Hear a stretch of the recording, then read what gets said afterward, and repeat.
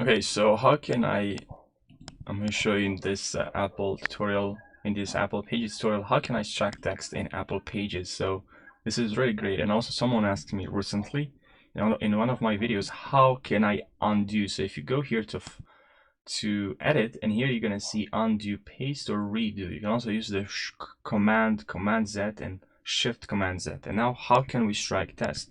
Let's say I only want to strike this part.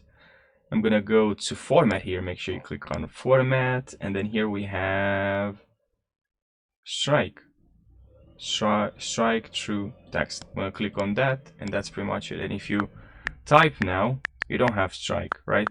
You just need to, let's see, click on that, and now you type with strike. Okay, if you don't select any text, now what we selected is part of the video and we clicked on strike.